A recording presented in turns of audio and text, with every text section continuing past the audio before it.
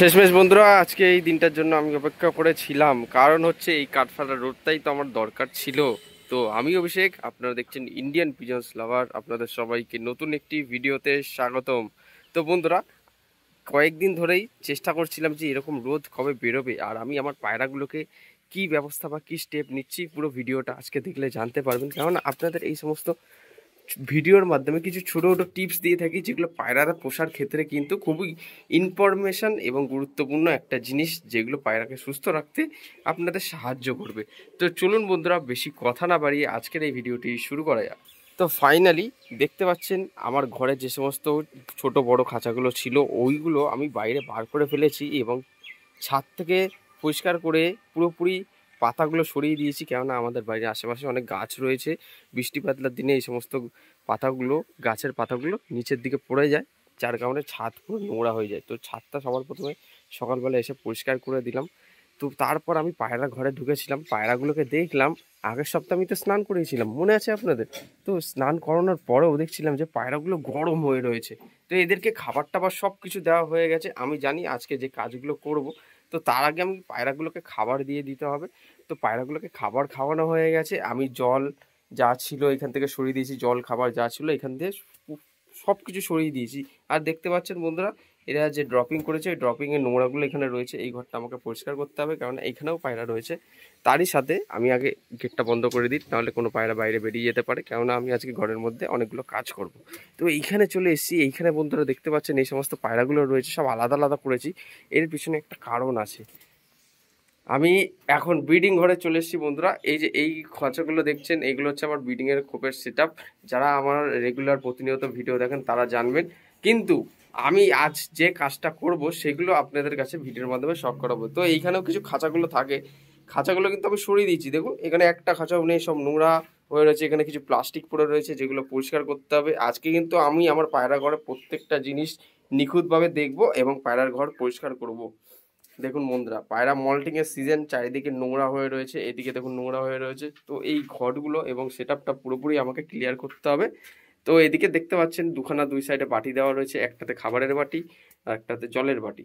তো এদের জল খাবার খাওয়া সব কিছু কমপ্লিট হয়ে গেছে। আমি সকালবেলা এসে পায়রাদের আগে জল খাবার দিয়ে দিয়েছি। দেওয়ার পরে আমি জানি পায়রার ঘরে অনেক কাজ করতে হবে, তো আমি আগে এদের খাবার দাবার দেওয়া কমপ্লিট করে দিলাম। এরা খাবার খেয়ে নিয়েছে। এখন যদি এদের খাবারগুলো সরিয়ে নিই তাহলে আর কোনো অসুবিধা নেই, এদের পেটে আর খিদে নেই, এদের পেট ভরা রয়েছে। তো এইখান থেকে কিছু কিছু পায়রা নিয়ে আমি বাইরে এই জায়গাটায় খাঁচার মধ্যে ঢুকিয়েছি। এটা হচ্ছে ওই ধরুন, মনে করুন এইখানে কিছু মানে পায়রাগুলো থাকে, এখানে স্নান করাই বা আলাদা আলাদা করে রাখি। এই সমস্ত জায়গাগুলো আবার বিকেল হলে আমি ঘরে ঢুকিয়ে নিই।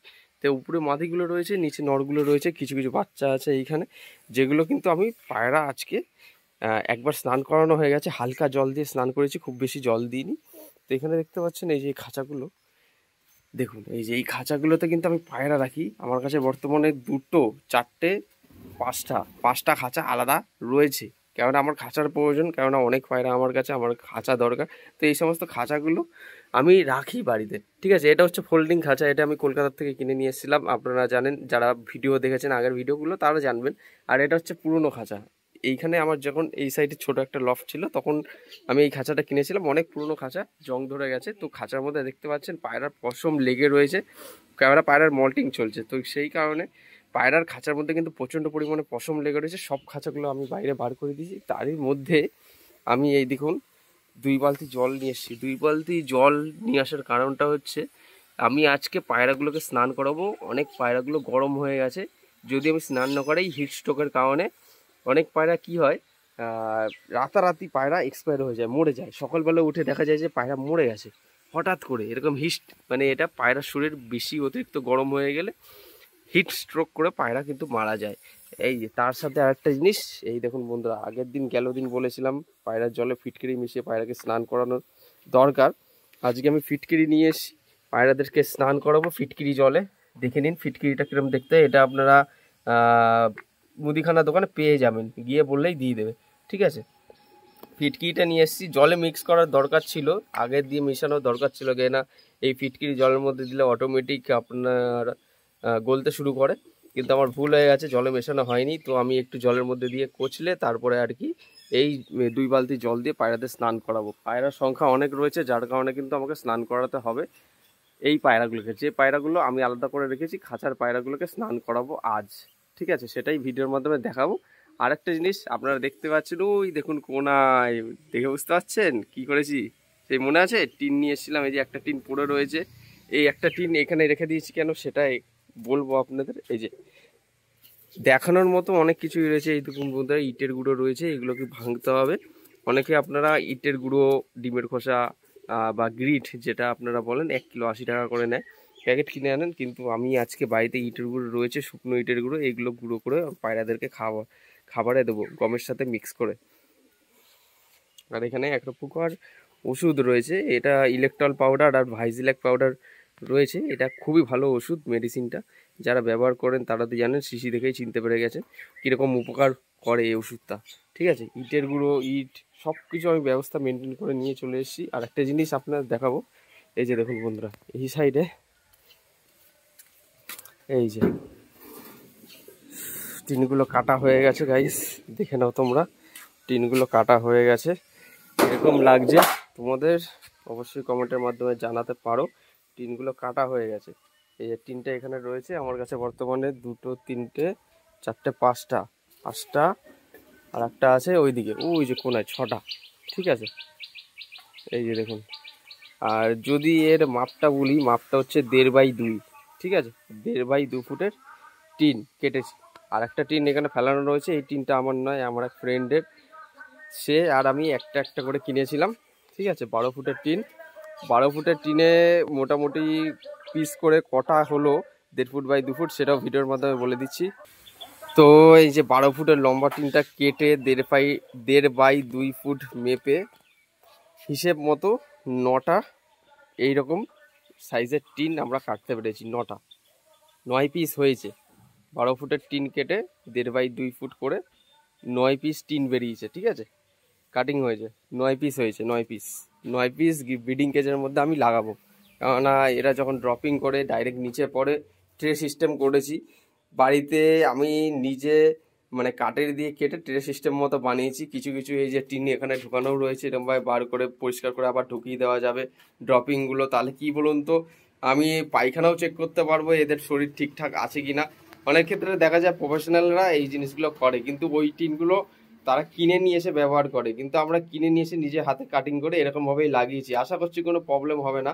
তো মেন ফ্যাক্টর হলো এটাই। আর মানে খরচাটাও অনেকটাই কমে গেছে। তো একদিনের মধ্যেই করে নিয়েছি, কোনো অসুবিধা নেই। শুধুমাত্র আমরা একটু হোল্ড করছিলাম অন্য একটি কাজের জন্য।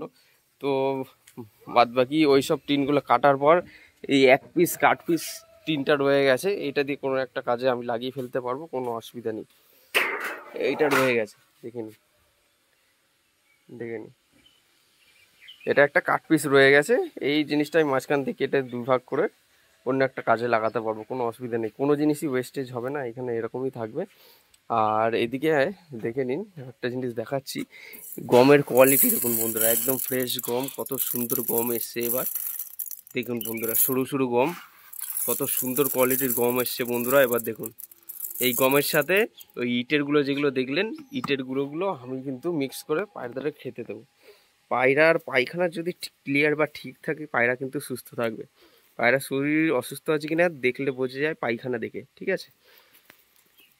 দেখুন একদম শুকনো শুকনো, ঠিক আছে? আলাদা করে রাখা ছিল, আমার মনেই ছিল না ঘরের মধ্যে গ্রিট রয়েছে। তো আমি টিনটা বাইরে বা সাইডে এখানে রেখে দিই, এখানে রাখা হয়ে গেল। তো এদেরকে স্নান করানোর টাইম হয়ে গেছে। ও ফিটকিরিটা দিয়ে আমি জলটার মধ্যে মিক্স করে দিই আস্তে আস্তে করে। এই দেখুন কিভাবে আমি জলের মধ্যে দিচ্ছি, আপনারাও দেখে নিন, ঠিক আছে? এই যে ফিটকিরি জলের মধ্যে দিয়ে একটু গুলিয়ে দিচ্ছি, ঠিক আছে? কেননা এইটা অনেকক্ষণ আগে জলে গুলানোর দরকার ছিল, আমার মনে ছিল না বলে সেই জন্য আমি করতে পারিনি। ভুল হয়ে গেছে, মিস্টেক হয়ে গেছে। আজকে ফিটকিরি জল দিয়ে পায়রাগুলোকে স্নান করালে কী হবে, এদের গায়ের মধ্যে, মানে পায়রার গায়ে যে সমস্ত উকুন বা মাছি থাকবে, সেই মাছিগুলো দূর হয়ে যায়, ঠিক আছে? ডানার মনে অনেক রকমের উকুন থাকে বা মাছি থাকে, সেই মাছি বা উকুনগুলো দূর হয়ে যাবে, ঠিক আছে? দেখে নিন। আর এখন তো মল্টিংয়ের সিজন, বৃষ্টিতে ভিজলে পায়রার মল্টিংও হচ্ছে এখন। তো দেখুন জলটা কিরকম সাদা সাদা হয়ে যাচ্ছে, ঠিক আছে, বিক্রিয়া করছে, ফিটকিরিটা জলের সাথে মিশে রিয়াকশান তৈরি করছে, ঠিক আছে। একটা কেমিক্যালের সৃষ্টি হয়, যে কেমিক্যালটা কিন্তু পোকামাকড় মাছি এদের দূর করে পরিষ্কারভাবে, এক কথায় বলতে গেলে এই হচ্ছে ব্যাপার। আজকে ঘরে অনেক কাজ রয়েছে, প্রচুর কাজ, মানে দেখাতেও শেষ হবে না, এরকম হচ্ছে ব্যাপার, দেখে নিন।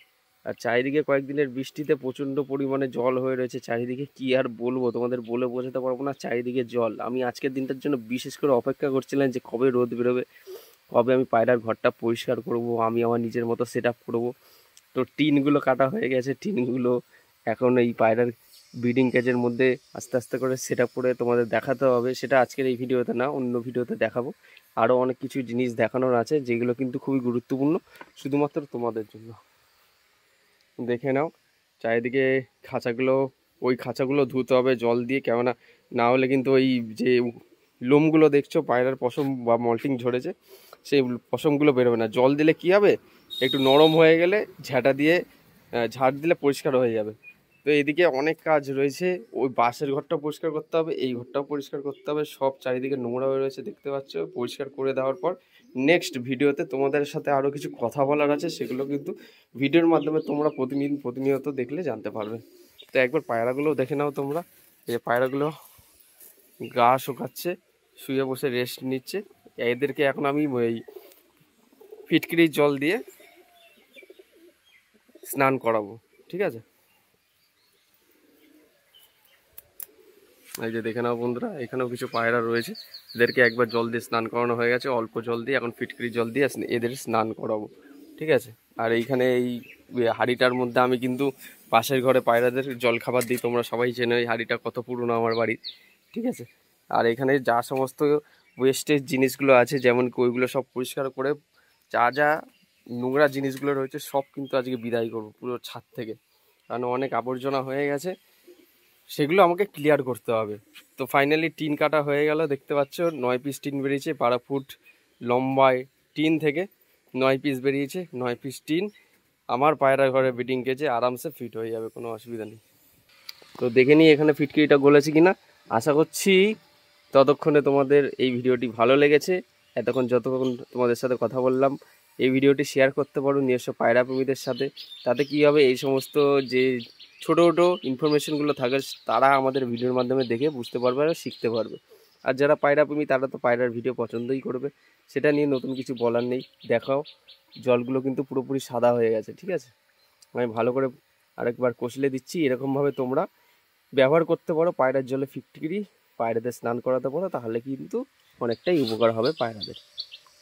দেখে নাও 2 বালতি জল দিয়ে আজকে পায়রাদের স্নান করাবো।